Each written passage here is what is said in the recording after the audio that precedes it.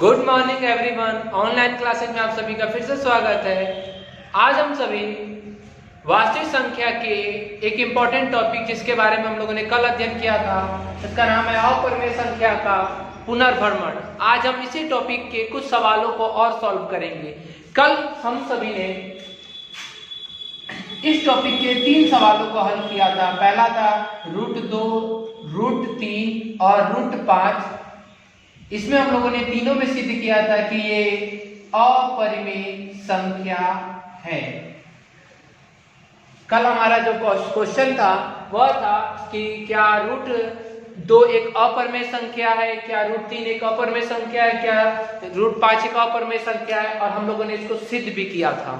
और आज का जो हमारा टॉपिक है इसमें हम लोग इसी के आगे कुछ और सवालों को सॉल्व करेंगे।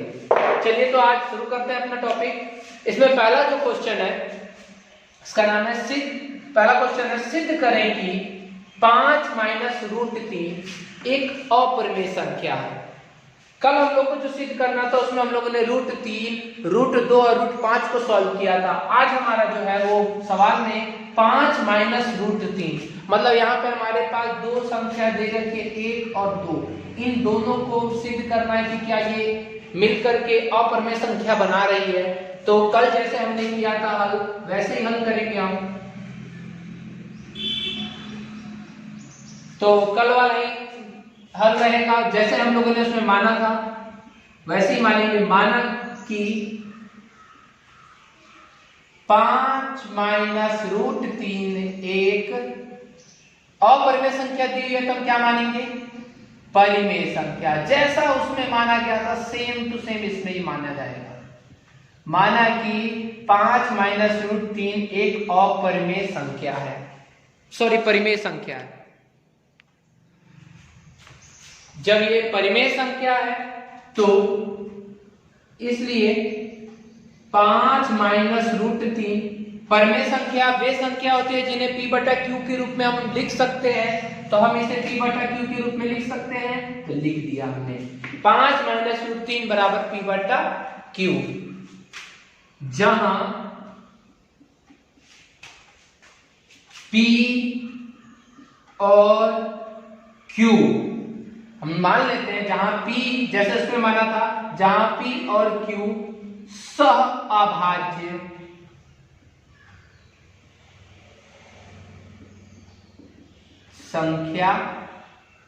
संख्याएं हैं, या हम संख्याएं की जगह पर यहां पे हम सहअभाज्य पूर्णांक भी लिख सकते हैं। ठीक है, जहां p और q सहअभाज्य पूर्णांक है। सहअभाज्य पूर्णांक के बारे में मैंने पहले ही बताया था। सहअभाज्य वे होते हैं जिनका मौसा कितना होता है? 1 होता है, मतलब जिनका एचसीएफ 1 होता है। तो ये लिखने की यहाँ जरूरत नहीं है। अब आगे बढ़ते हैं। यहाँ सहअभाज्य पूर्णांक है। अब हम सॉल्यूशन करते हैं इसको। 5 - √3 बराबर p/q। यहाँ √3 है तो √3 को इधर रहने देते हैं। माइनस का √3 बराबर p/q। अब 5 इधर आएगा तो क्या हो जाएगा? माइनस का 5 हो जाएगा। रूट वाले को इधर रहने देंगे, बिना रूट वाले को उधर भेज देंगे। अब देखते हैं, माइनस को उधर भेजते हैं तो क्या हो जाएगा? √3 बराबर p/q -5। रूट माइनस इधर है तो माइनस इधर आएगा, तो चिन्ह सबका चेंज हो जाएगा। तो ये प्लस वाला है माइनस हो जाएगा, ये माइनस वाला प्लस हो जाएगा, तो हो जाएगा 5 - p/q। अब हम यहाँ देखते हैं, यहाँ एक तरफ रूट वाला पार्ट है और एक बिना इधर वाला बिना रूट वाला है। कोई भी सवाल आएगा तो हम ऐसे ही करेंगे। हम क्या करेंगे, जब भी दो रहेगा उसमें एक बिना रूट वाला रहेगा, एक रूट वाला रहेगा, तो रूट वाले को हम एक साइड कर देंगे और बिना रूट वाले को p/q की तरफ भेज देंगे। अब इधर भेज दिया गया, तब भेजने पे हमें क्या पता चल रहा है?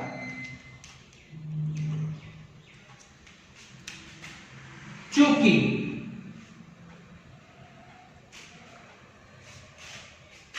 5, p और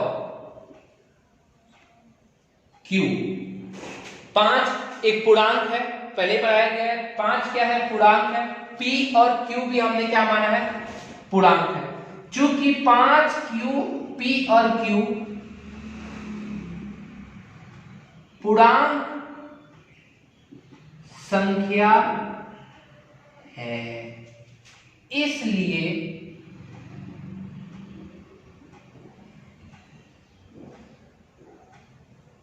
पांच माइनस पी बटा क्यू एक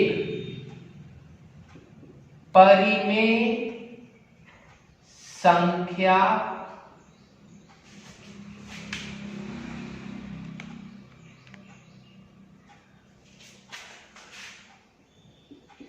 होगी। परंतु अब ये तो हम लोगों ने जान लिया ये कौन सी संख्या होगी, परिमेय संख्या। परंतु √3 एक अपरिमेय संख्या है। इस साइड हमने देखा यहां अपरिमेय संख्या है और इस साइड हमने देखा कि यह कौन सी संख्या बन रही है, परिमेय संख्या। क्या अपरिमेय संख्या और परिमेय संख्या दोनों आपस में बराबर हो सकती है? कभी नहीं हो सकती है। मतलब कि इसलिए हमारी मान्यता गलत हो जाती है। क्यों गलत हो जाती है? क्योंकि यहां पर है ये परिमेय संख्या और ये कौन सी संख्या है, अपरिमेय संख्या है। अपरिमेय और परिमेय दोनों आपस में कभी भी बराबर नहीं हो सकते हैं, इसलिए हमारी मान्यता गलत हो जाती है। अतः जब हमारी मान्यता गलत हो गई तो हमने क्या माना था, हमने क्या माना था यहां पर, हमने माना था कि 5 माइनस √3 एक परिमेय संख्या है। जब ये मान्यता हमारी गलत हो जाएगी, अतः 5 माइनस √3 एक अपरिमेय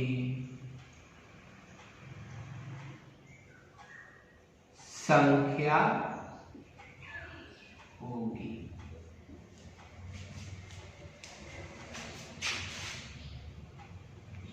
ठीक है, फिर से एक बार देख लेते हैं। सिद्ध हो गया हमारा, ये प्रूफ्ड हो गया, ध्यान देंगे प्रूफ।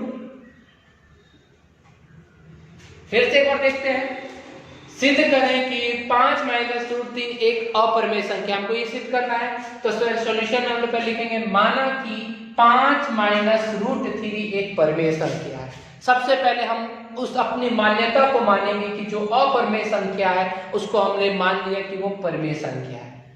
ठीक है, जैसे कल हम लोगों ने माना था जब वो परिमेय संख्या है तो p, इसलिए 5 माइनस √3 बराबर p बटा q हो जाएगा, जहां p और q सहअभाज्य पूर्णांक है। जहां p और q हमने पहले पढ़ा है सहअभाज्य पूर्णांक, मतलब जो किसी से भी, वो दोनों आपस में कभी भी कटेगा नहीं, मतलब दोनों में कोई भी गुणनखंड नहीं होगा एक के अलावा, मतलब दोनों का गुणनखंड मौसा एक होगा। तो जहां p और q सहअभाज्य पूर्णांक है जिनका HCF 1 होता है। अब इसको सॉल्व करते हैं तो हम 5 ही कर रहे हैं, जो बिना रूट वाला चीज होगा हम उसको उधर भेज देंगे। जब उधर भेजेंगे तो क्या हो जाएगा, माइनस √3 बराबर p बटा q माइनस 5। √3 बराबर माइनस है, इधर आके क्या हो जाएगा, तो सारे चिन्ह को चेंज कर देगा। तो ये प्लस है तो क्या बन जाएगा माइनस, और ये माइनस था तो क्या बन गया प्लस। तो प्लस वाला आगे लिख दिए, माइनस वाला पीछे लिख दिए। तो √3 बराबर 5 माइनस p बटा q। अगर इसको मानना चाहे तो हम समीकरण 1 मान सकते हैं। चूंकि 5p और q ये राइट साइड है, तो उसमें हम देखते हैं कि यह कौन सी संख्या है, पूर्णांक संख्या है। इसलिए 5 माइनस p बटा q ये पूरा एक परिमेय संख्या होगी। परंतु √3 कौन सी संख्या है, अपरिमेय संख्या है। मतलब ये परिमेय और ये अपरिमेय, इसलिए हमारी मान्यता गलत हो जाती है। अतः 5 माइनस √3 एक अपरिमेय संख्या होगी। इस प्रकार से हम इस सवाल को क्या कर सकते हैं, सॉल्व कर सकते हैं। इसका आप स्क्रीनशॉट ले लीजिए।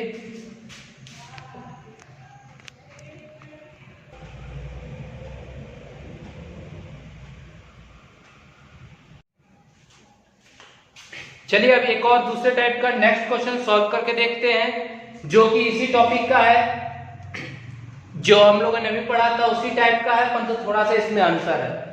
क्वेश्चन है, देखिए, सिद्ध करें कि 3√2 एक अपरिमेय संख्या है।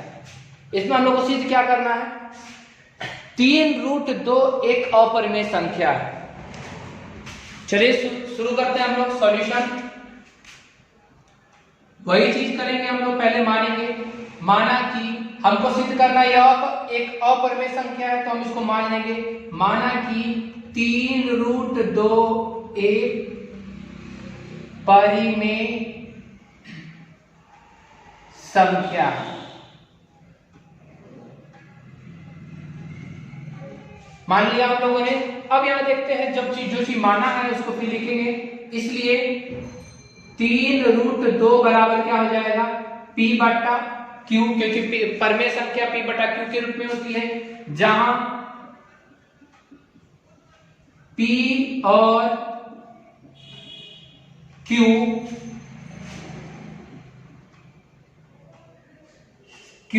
सह अभाज्य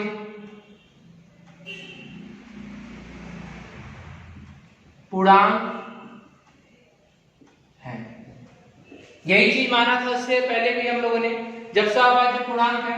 अब फिर इसको उतार लेते हैं हम लोग, 3√2 बराबर P बटा Q।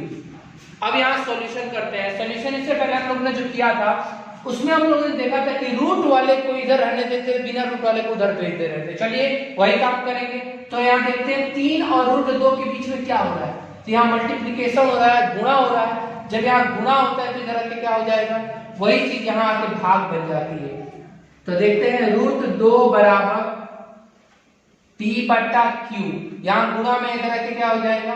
भाग में, मतलब 3 आ जाएगा बट्टा में। इसको या में करके लिख देते हैं, या √2 बराबर P बटा 3Q। अब यहाँ पे फिर यही समीकरण नंबर क्या बना देते हैं हम लोग? 1। यहां बिल्कुल ध्यान दीजिएगा, इससे पहले यहां पर हम लोगों ने सॉल्व किया था, इधर बिना रूट वाला, इधर रूट वाला और बिना रूट वाला इधर कर दिया था हम लोगों ने। सेम इसमें भी यही सॉल्यूशन करेंगे। इसमें भी यही करा हमने, बिना रूट वाला इस साइड आ गया और बिना रूट वाला इस साइड भेज दिया गया। अब यहां लिखेंगे, चूंकि यहां कितनी संख्या हो रही है? 1 2 3। कौन कौन सी है? चूंकि 3 P और Q, 3P और Q इस साइड है, एक पूर्णांक है। 3PQ क्या है? 3P और Q एक पूर्णांक है, इसलिए ये वाला पार्ट क्या होगा? P बटा 3Q एक परिमेय संख्या होगी, क्योंकि हम जानते हैं कि पूर्णांक से ही परिमेय संख्या बनती है। तो ये तीनों पूर्णांक है, तो ये तीनों पूर्णांक है, तो ये पूरी संख्या कौन सी संख्या होगी? परिमेय संख्या। परंतु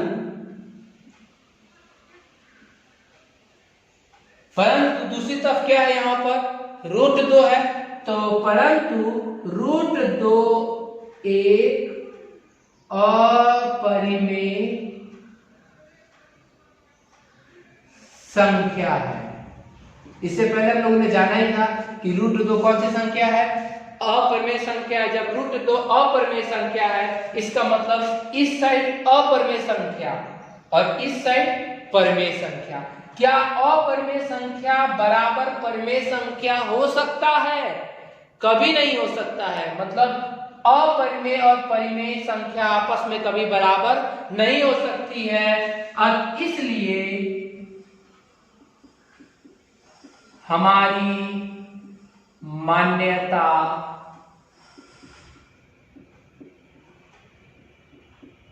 गलत हो जाती है। अतः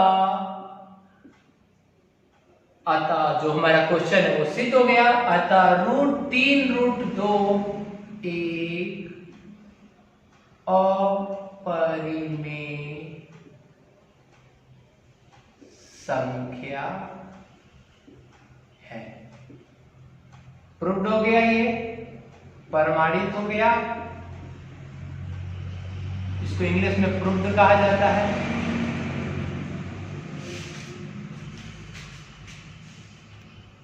इस प्रकार से हमने एक और क्वेश्चन को सॉल्व किया है। एक बार फिर से इसको मिला लेते हैं। माना कि 3√2 एक परिमेय संख्या है, इसलिए 3√2 बराबर p बटा q, जहां p और q सहभाज्य पूर्णांक है। 3√2 बराबर p बटा q हमने फिर से उतारा, इसको सॉल्व करना है। या √2 बराबर 3 को उधर गुणा में है तो इधर के भाग हो जाएगा, p बटा 3q हो जाएगा। चूंकि 3p और q एक पूर्णांक है, इसीलिए p बटा 3q एक परिमेय संख्या होगी, परंतु √2 एक अपरिमेय संख्या है, इसलिए हमारी मान्यता गलत हो जाती है। अतः √3√2 एक अपरिमेय संख्या है। इस प्रकार से हम एक और जो आप लोग को जो सिद्ध करना था उसको हम लोगों ने सॉल्व कर दिया। अब हम सभी इसका पहले आप स्क्रीनशॉट ले लीजिए।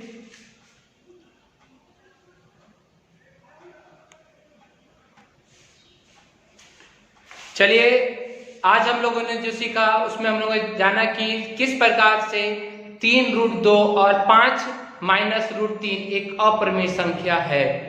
तो अब बारी आती है हमारी होमवर्क की। तो चलिए, होमवर्क है हमारा, आज का होमवर्क है सिद्ध करें कि 6 + √2 एक अपरिमेय संख्या है।